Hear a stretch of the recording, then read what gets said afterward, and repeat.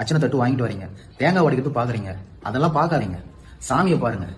தேங்காய் மேல இருக்கிற அந்த நம்பிக்கையை சாமி மேல வைக்க மாட்டேங்கிறீங்க. தேங்காய் உடைக்கும் போது அது கோணலா உடைஞ்சிச்சுன்னா ஒரு மனவேதனையோட சாமியை பாக்குறீங்க. அந்த மாதிரி பார்க்காதீங்க. தேங்காய் வந்து 10 ரூபாய் கடையில் கொடுத்தா 10 ரூபா கொடுத்தா கொடுத்துட்டு போறோம். அதுக்கு போய் அந்த தேங்காய் எல்லாம் பாத்துக்கிறீங்க. தேங்காயோட விஷயம் என்ன தெரியுங்களா? அதையும் சொல்லிடுறேன்.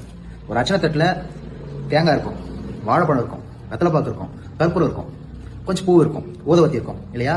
5 ஐட்டம் இருக்கும். அதுல 5 பொருள் இருக்கும். நீங்க என்ன பண்றீங்க? தேங்காய் வாங்கும்போது தேங்காய் சொல்லுமா, மாப்பிள்ள நான் 30 ரூபா, சரிங்களா, நான் தான் ஒஸ்தி அப்படின்ட்டு தேங்காய் சொல்லுமாமா. இந்த வாழைப்பழம் என்ன பண்ணுமாமா, அது கம்மன் கேட்டு வந்துடும். வந்த உடனே இந்த தேங்காயை இந்த இடத்துல உடைச்சிடுவாங்க. உள்ளே போவாது தேங்காய். இந்த உடஞ்ச உடனே வாழைப்பழம் சொல்லுமாமா, பாத்தியா மாப்பிள்ள ஒன்று வச்சிட்டாங்க, உள்ள முழுசாவே எடுத்துட்டு போல, இன்னும் பெருசா சொல்லிக்கினேன், நான் தான் ஒஸ்தி அப்படின்னு சொல்லிச்சாமா. அது உள்ள எடுத்து போயிட்டு பூஜை பண்ண உடனே வெளியே வந்து கொடுத்துருவாங்க அந்த பழத்தை.